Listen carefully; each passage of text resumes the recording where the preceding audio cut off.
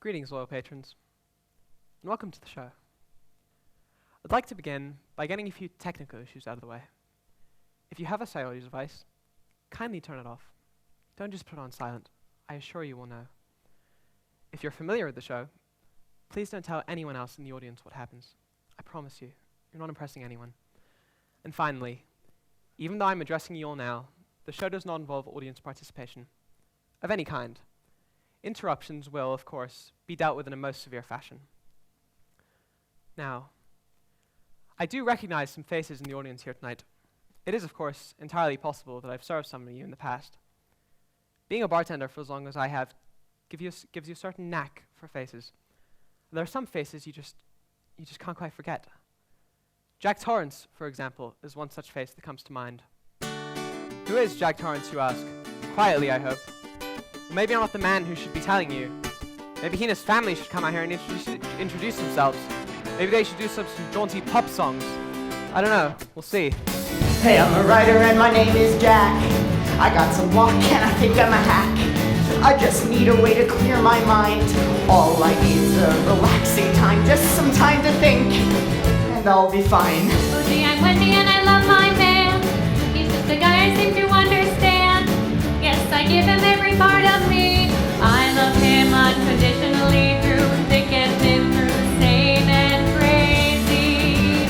And we are gonna keep on shining on, together forever till death and beyond.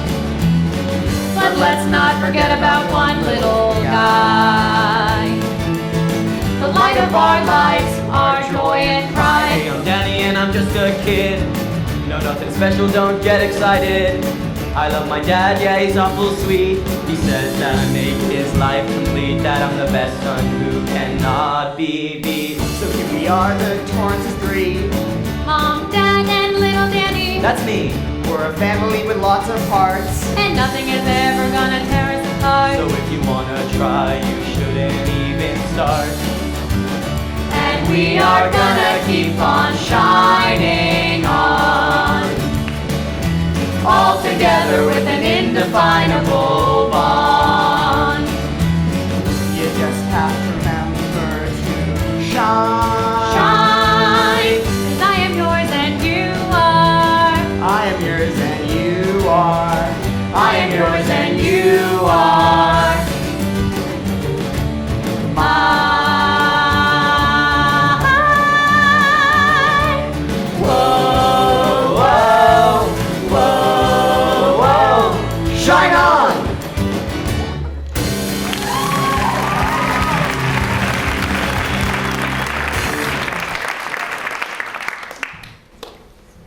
Do you really want to go live at that hotel for the winter?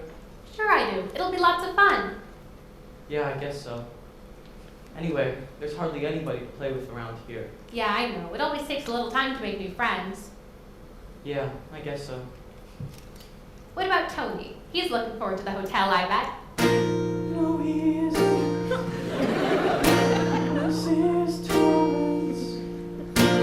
Now come on, Tony, don't be silly. I don't want to go there. This is Torrance. Oh, how come you don't want to go? I just don't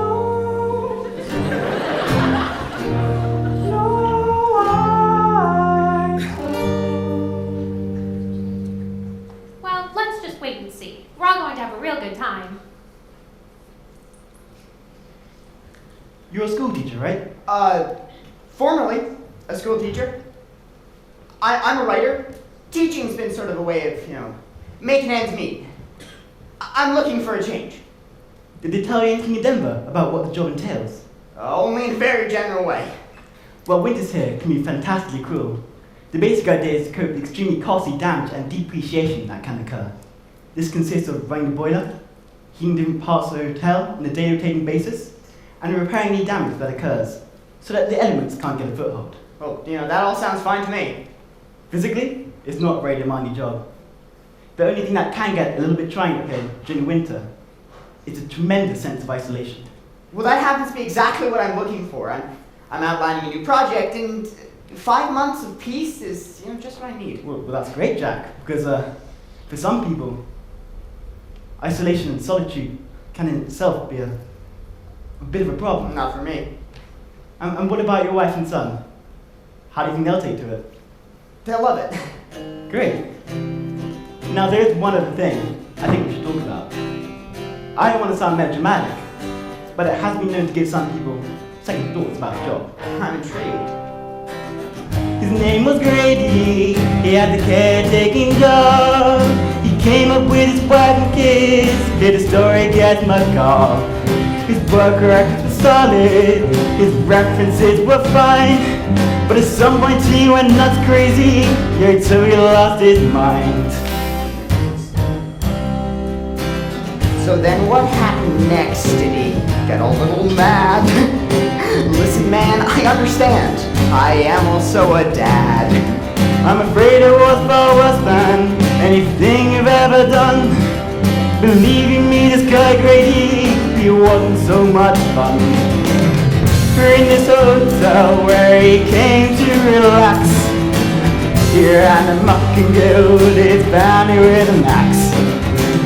It started me to say that he mentally broke down. Just in the room in the West Wing, his family was found. Starting deeply on the ground. Experts speculate cabin fever was the cause. When people are close for too long, he knows they can break all kinds of laws. And if that wasn't quite enough, himself he also killed. Yeah, with a shotgun, he got job done inside his mouth it filled. Welcome, welcome to the Overlook Hotel. Some say it's heaven, and others say agree. I think you'll like it here at the Overlook Hotel. Just make sure not to kill your family. Ah, that's me being funny. There's a maze. Yes, we're lost, but the rest goes there at your own cost. We got a bar, but no alcohol. Oh, we don't drink. No, we don't drink at all. So we are welcome here at the Overlook Hotel. And I think our stay here is gonna be just well. This is the palace, son. You are the king. So what the heck you waiting for? Yes, just come on in. La la la la la la la la la la la la la la la. This is the perfect space for you and your kin. So what the heck you waiting for? So what the heck you waiting for? I don't know what I'm waiting for. Just come on in. Welcome!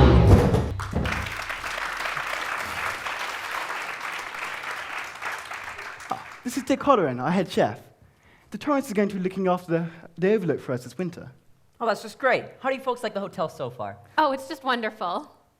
Dick, if you wouldn't mind, could you show Mrs. Torrance around while I continue on with Jack? It'll be a pleasure. Great. See you later, hon. Bye, darling. God, this is the hotel, huh? Yep, this is it. How do you like it, Danny? Is it big enough for you? Yeah, it's the biggest place I've ever seen. Yeah, this whole place is such an enormous maze. I feel I'll have to leave a trail of breadcrumbs every time I come in. Well, one thing's for sure. You won't have to worry about food because you folks could eat up here for a whole year and never have the same menu twice. Now, right here's our storeroom. It's where we keep all of our meat. Now, you got 15 rib roasts, 30 10-pound bags of hamburgers, 12 turkeys, 2 dozen pork roasts, and about 20 legs of lamb. Do you like lamb, Doc? No. You don't? Well, what's your favorite food then? French fries and ketchup. I guess we can manage that too, Doc. Mr. Holleran, how did you know we call him Doc? Beg your pardon? Doc. You called Danny Doc twice just now. I did? Yeah. We call him Doc sometimes, like in the Bugs Bunny cartoons, but how did you know that? I guess I probably heard you call him that. Well, it's possible, but I honestly don't remember having called him that since we've been with you. Well, he looks like a Doc anyway, doesn't he? Yeah. What's up, Doc? Anyway, here's where we keep our canned and dried goods. We got